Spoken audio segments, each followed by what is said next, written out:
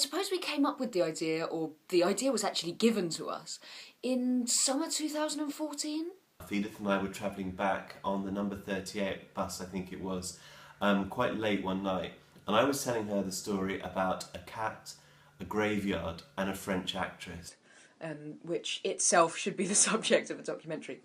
And as he was telling me the story, an old lady stood up next to him and she tapped him on the shoulder and she said, I'm going to do an accent now, "You tell me where Turner died and how he died. Then we can talk. You come to me and you tell me." And then she left the bus. So Edith and I decided that the best way to answer the old woman's question was to make a documentary about Turner.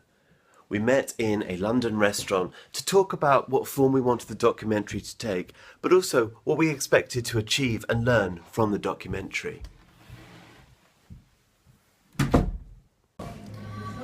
My thoughts at this stage about Turner, I'm just really interested to find out who the man was. I think we all know about the paintings, we all know about where he fits in artistic canon, but I'm really interested to find out who the man was. Who was the man that was inspired to draw those pictures, to paint those paintings and to paint those watercolours as well? What I'm most hoping to get out of the documentary is trying to find out how Turner fits into the general landscape of art, landscape perhaps being the operative word, and also just how he fits into British art, and a little bit more about the man, because I know some of the paintings but I don't really know anything about his place in London, and for me personally, I used to live in Covent Garden and he was born in Covent Garden where we are today, so I'd like to know a bit more about his connection to London, to Britain and the art scene in general.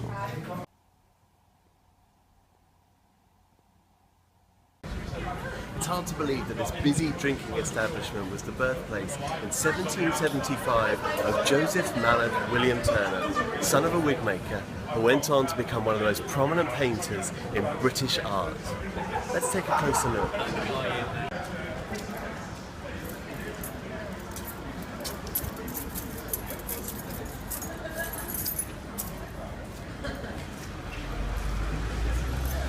It's hard to tell much about Turner in this busy drinking establishment. Maybe we'll have to go somewhere quieter to find out a bit more. Edith? We don't know much about Turner's early life, but what we do know is that it would have been spent in alleys such as these in Covent Garden. By the time he was 15, he had already exhibited one painting, a view of the Archbishop's Palace, Lambeth, in 1790 at the Royal Academy Summer Festival. Let's take a closer look.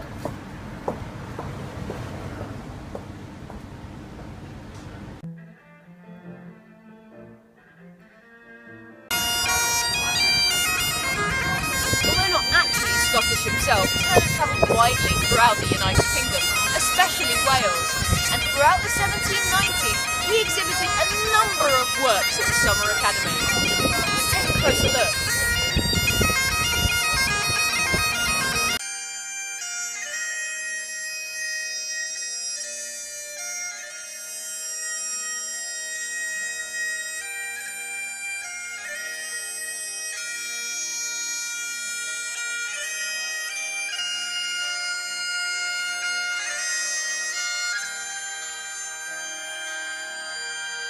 As you can see, art comes in many forms. Yes, Edith, you're right. Art does come in many forms. Behind me right now is a Banksy, strongly associated with Bristol. But Turner also has a Bristol connection. Let's take a closer look.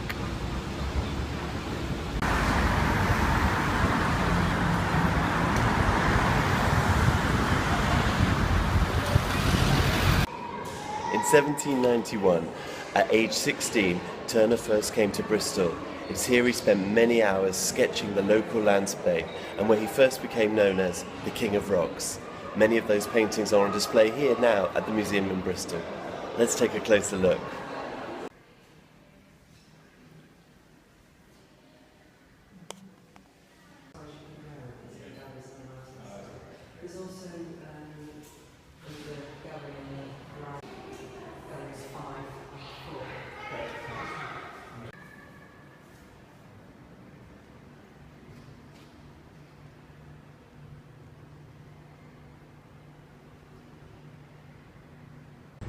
So a fascinating glimpse there of Turner in Bristol.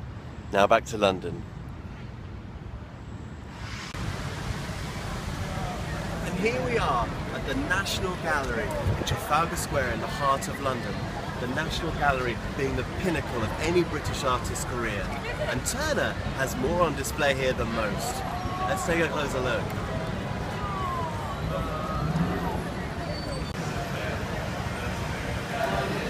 Turner's talent was recognised early on in his life. Financial independence means that he didn't need to rely on anybody else to paint. His later work is characterised by dramatic splashes of colour and broad brushstrokes. Let's take a closer look.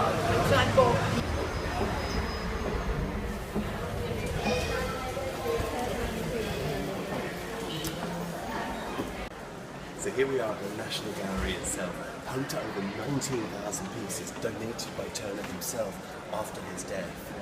We can't actually film inside the gallery itself, but we're going to try with some covert filming to give you a little glimpse of the works currently on display here. Let's take a closer look.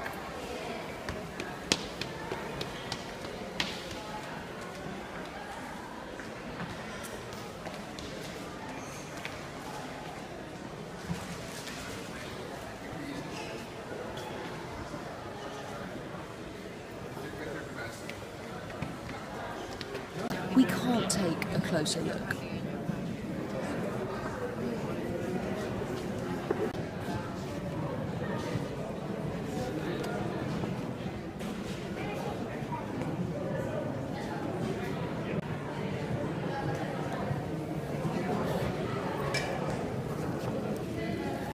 Turner travelled extensively throughout Europe, in the early 19th century going to France, Switzerland, and then making many visits to Venice. There are many images of the artist. Let's take a closer look at some of them.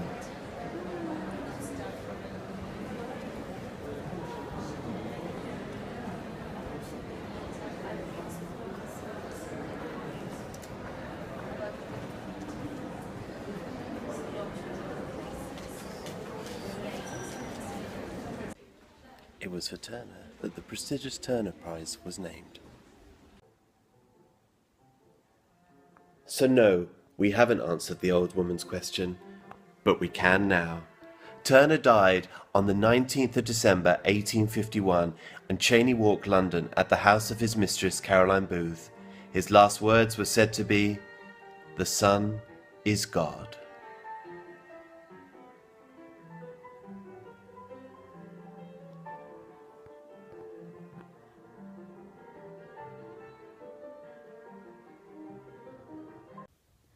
And the mystery is now solved. Or is it? Have we answered the old woman on the bus's question?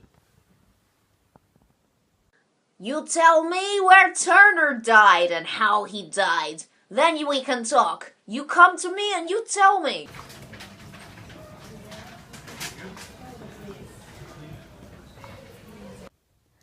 And the mystery is now solved.